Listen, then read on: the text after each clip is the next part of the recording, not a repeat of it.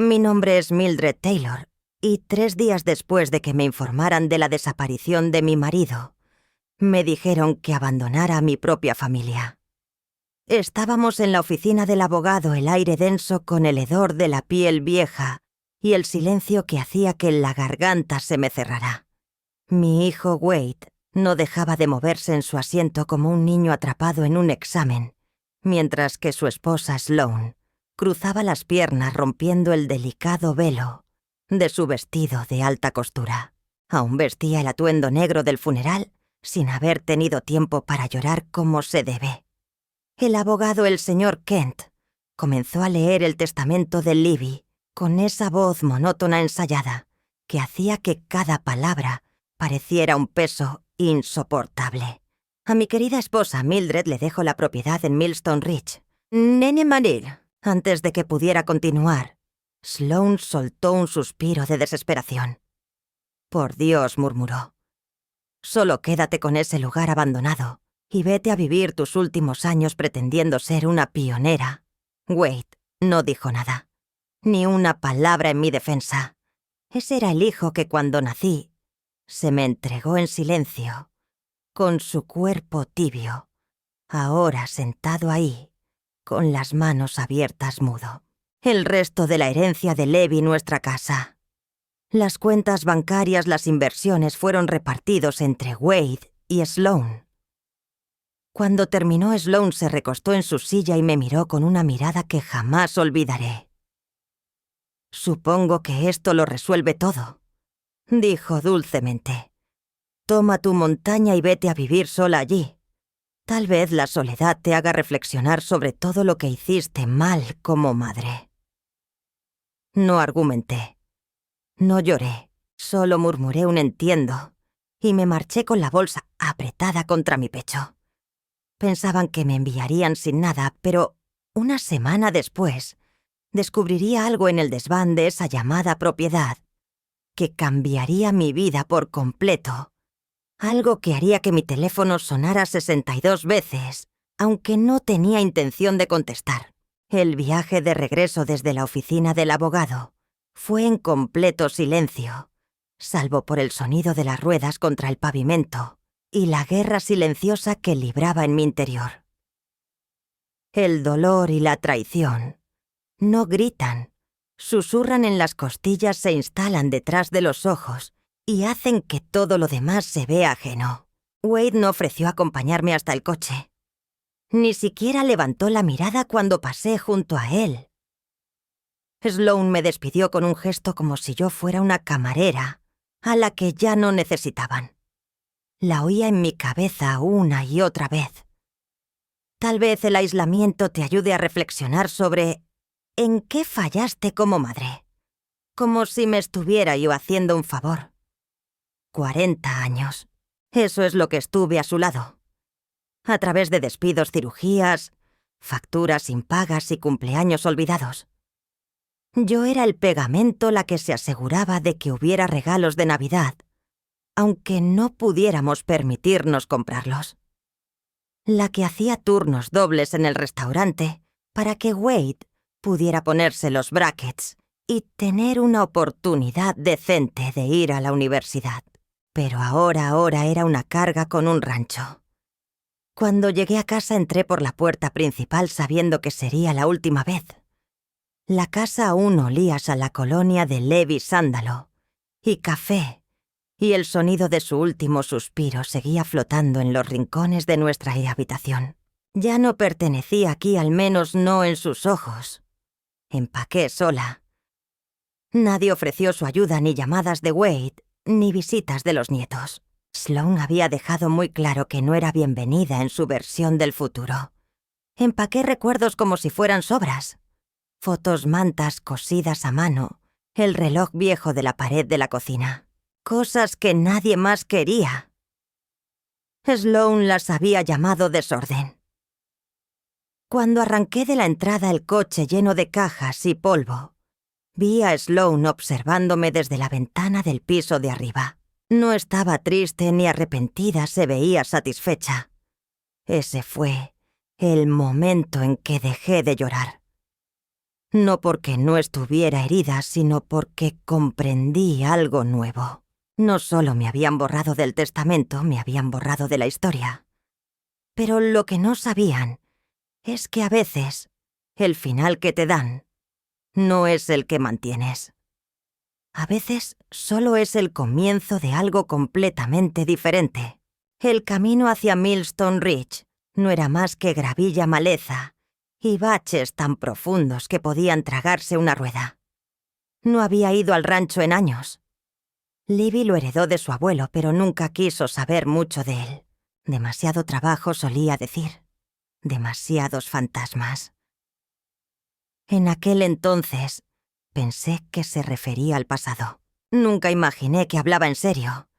La casa del rancho apareció al final del camino serpenteante, como una vieja amiga cansada, pintura descascarada, los escalones del porche torcidos, una persiana colgando de una bisagra oxidada, pero ahora era mía. Mía porque nadie más la quería, no por amor ni por intención, sino por rechazo. Encontré la llave donde Libby siempre la guardaba bajo la tercera tabla del porche. La puerta crujió al abrirse, revelando una casa cubierta de polvo y silencio. Muebles cubiertos con sábanas blancas. Cortinas descoloridas. Un olor que parecía como si el tiempo mismo se hubiera instalado en las tablas del suelo. Era como un exilio. Dejé mis maletas en la sala y me hundí en el viejo sillón junto a la chimenea. El silencio me rodeaba sin voces, sin pasos, sin el zumbido del teléfono lleno de peticiones o recordatorios. Solo yo y el sonido de mi propia respiración. Por primera vez en mi vida no era la esposa de nadie, ni la madre, ni la ayuda no remunerada. Solo era Mildred, y ya no estaba segura de quién era eso. Durante los días siguientes me mantuve ocupada. Limpiando, organizando, limpiando las ventanas hasta que mis brazos dolieran. Me decía que era por higiene, pero la verdad era que necesitaba moverme, hacer algo. El dolor se asienta en las manos vacías.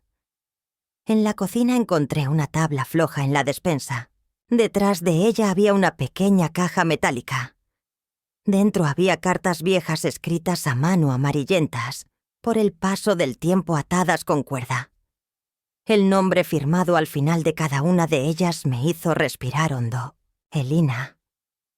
Un nombre que nunca había escuchado.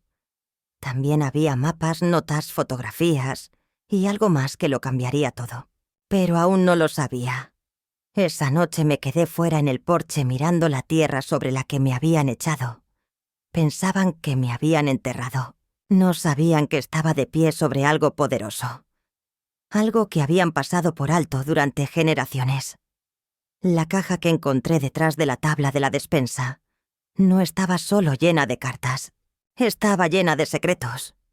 Viejas cartas de amor escritas en español fechadas en la década de 1940, delicadas pero intensas, cada una de ellas de una mujer llamada Elina, dirigida a un hombre al que llamaba Sam. Sam. Ese era el abuelo de Libby Samuel Taylor. Las cartas estaban llenas de emoción, sí, pero también de algo más. Referencias a estudios de tierras betas de minerales y frases como «El cobre corre profundo». Al principio pensé que estaba leyendo metáforas, pero al ordenar los mapas y documentos, las palabras adquirieron un peso diferente. Esto no era poesía, era evidencia. Elina hablaba sobre la reclamación La Oficina y un sueño que compartían de construir una vida sobre lo que estaba oculto bajo la colina. Hablaba de secretos de mantener el conocimiento a salvo de aquellos que lo mal usarían. Incluso mencionaba un túnel. Llevé las cartas a la única persona en el pueblo que podría recordar a esa Ruth Harmon de tiempos tan lejanos. Fue la maestra de escuela dominical de Levi en su momento, y jamás le había gustado Sloane, lo cual ya me daba confianza en su juicio. Cuando le mostré las cartas, sus cejas se alzaron. «Vaya, querida», me dijo. Así que por fin encontraste lo que Sam enterró. Mi corazón dio un salto. ¿Sabías de esto? Todo el mundo lo sabía en su momento, respondió. Antes de la guerra, Sam estaba obsesionado con las minas. Cobre, plata, tal vez algo más. Registró todo tipo de documentos. Pero después de que Lina falleciera, se cerró en sí mismo. Se volvió un ermitaño. La gente olvidó las minas. Pensaban que solo era un sueño que dejó atrás. Pero no era así, dije yo. Ruth sonrió. No, querida, solo dejó de hablar de ello. Cuando llegué a casa fui directamente al viejo escritorio del abuelo de Levi. Lo había limpiado alrededor, pero aún no había abierto los cajones. Dentro encontré archivos de correspondencia con la Oficina de Gestión de Tierras, solicitudes de derechos minerales, mapas de topografía, dibujados a mano con anotaciones al margen. Una carpeta llamó mi atención, estaba etiquetada como Informes Asai. La abrí y encontré gráficos de datos geológicos, números y notas técnicas que no comprendía del todo. Pero había una frase escrita de forma clara en la parte superior de una página. Reservas de cobre económicamente viables, presentes en el 73% de la zona Millstone Ridge. Mis manos temblaron. El rancho que Sloan había ridiculizado, que Wade había descartado, no era solo un vestigio olvidado de una disputa familiar. Era una mina de oro, o mejor dicho, una mina de cobre. Y en algún lugar bajo las tablas chirriantes del suelo y el techo caído, la misma cosa que habían intentado desechar, estaba a punto de hacerme más poderosa de lo que jamás imaginaron. Después de que Ruth confirmara lo que los papeles sugerían, supe que no podía detenerme. Comencé a revisar toda la casa cajón por cajón, tablero por tablero. Lo que encontré en el armario del dormitorio cambió todo. ChatGPT Genoi. Detrás de un falso panel envuelto en plástico para protegerlo de la humedad, había un grueso sobre Manila. Dentro se encontraban informes geológicos actualizados que databan desde los años 70 hasta 5 años atrás. No suposiciones, no rumores, sino evaluaciones profesionales detalladas hasta el punto decimal. Había muestras de perforación, análisis de suelos, un estudio de viabilidad. Una línea se destacaba en negrita: cobre de alta calidad o rendimiento, proyectado considerable durante un período de 20 años. En el fondo había una carta de una empresa minera, Southwestern Mining Corporation. La fecha, apenas 6 meses antes de la muerte de Levi. Estaban ofreciendo un anticipo de $2 millones por el arrendamiento, además de regalías trimestrales. Pero Levi nunca respondió. Ni una sola nota escrita al margen. Solo el sobre sellado y sin tocar, como si no pudiera soportar enfrentarse a ello. Luego al fondo de la carpeta encontré una carta manuscrita, en la cuidadosa escritura de Levi. Mildred merece algo mejor de lo que le di. Esta es su oportunidad de vivir finalmente la vida que dejó de lado por Wade y por mí. No dejes que esa mujer se lo arruine. Esa mujer. Incluso en privado no podía escribir el nombre de Sloan, pero su significado era claro. Él lo sabía. Sabía lo que ella era. Y había hecho todo lo posible por mantener este secreto de ella. Estuve sentada en el suelo durante horas rodeada de documentos que valían más que todo lo que jamás había tenido. Pensé en todos esos años en los que recortaba cupones para comprar los útiles escolares, en cómo luchábamos para pagar los medicamentos de Levi, en cómo Wade me pidió más de una vez que firmara préstamos para una casa en la que no era bienvenida. Y ahora el rancho que ellos habían usado para dejarme de lado valía millones. No me apresuré a llamar a la empresa minera, no aún. Primero me serví un vaso de agua, apagué mi teléfono y di un largo paseo por la cresta mientras el sol se ponía detrás de las colinas. Necesitaba estar segura, no solo sobre la tierra, sino sobre mí misma. Estaba lista para dejar de ser la mujer que siempre lo daba todo.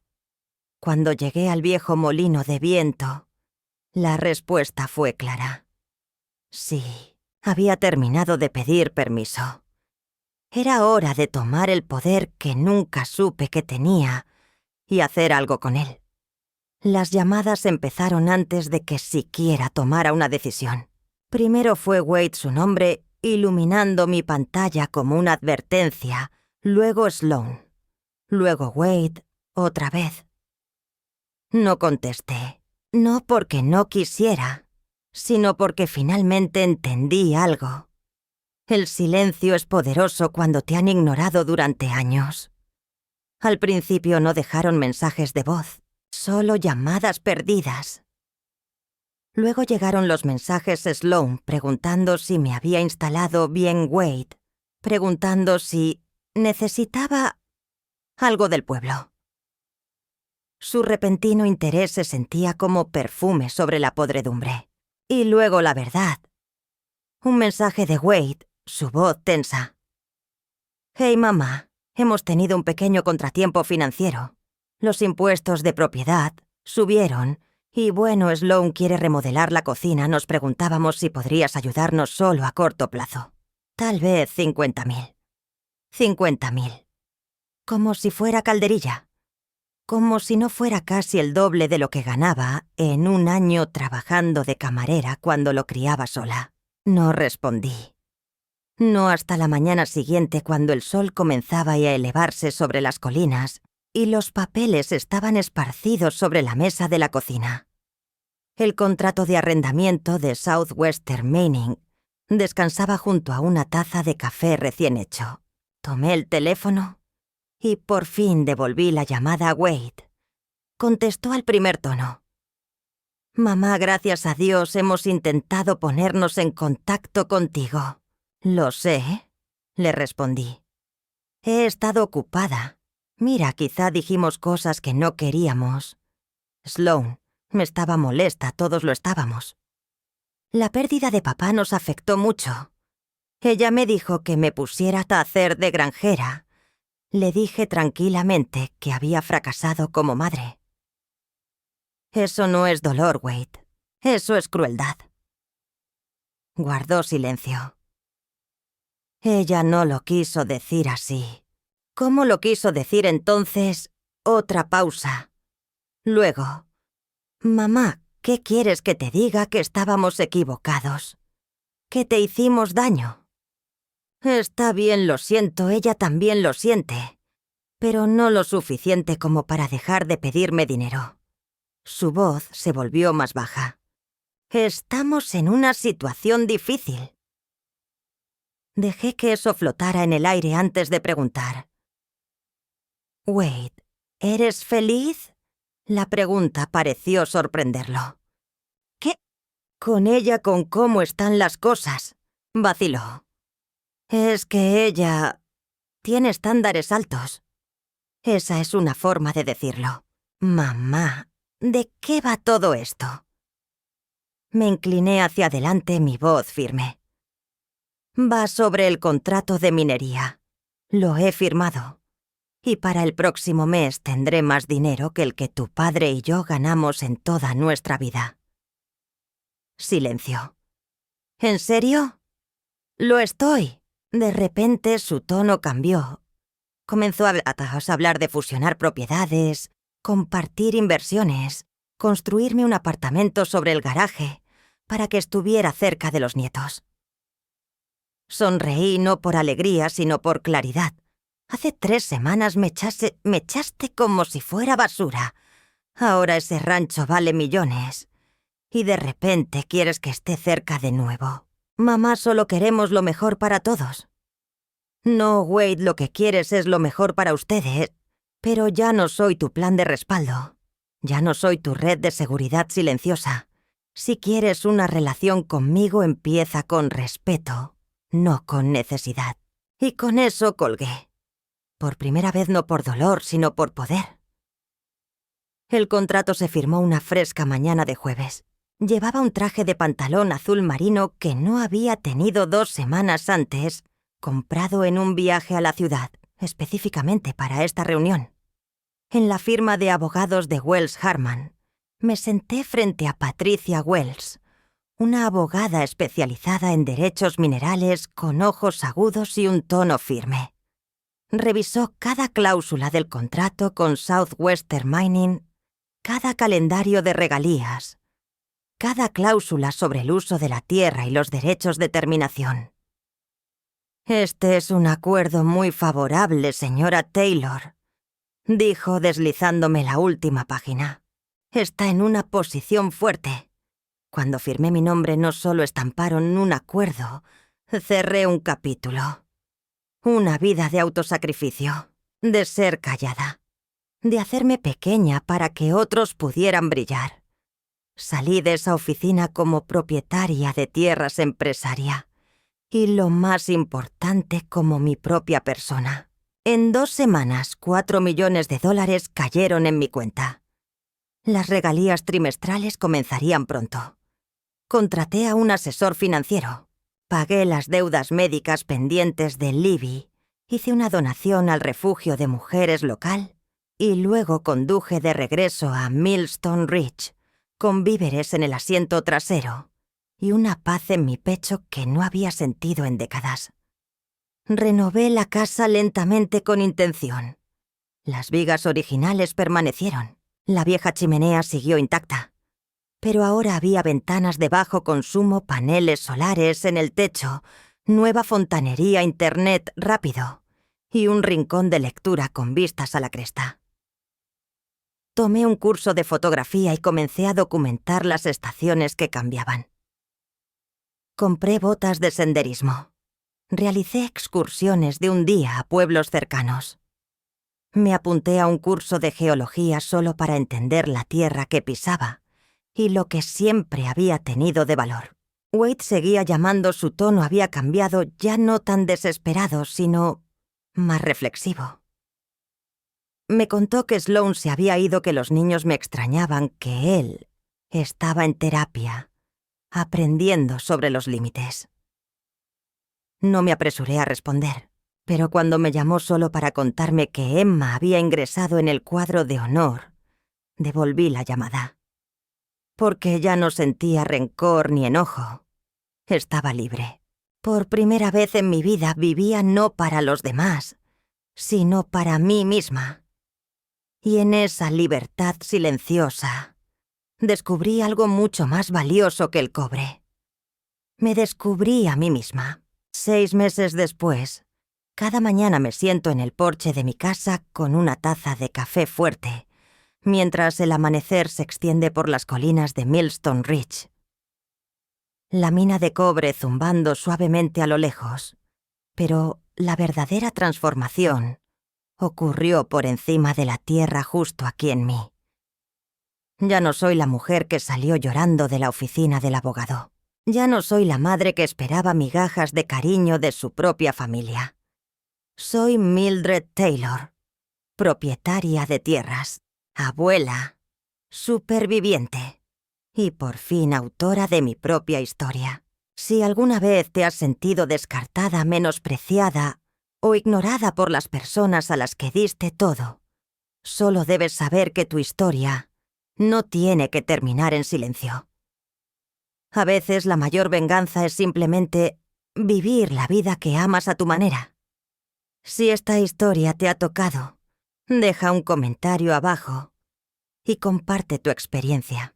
Y si conoces a alguien que necesita escuchar esto, envíale este mensaje. Gracias por escucharme.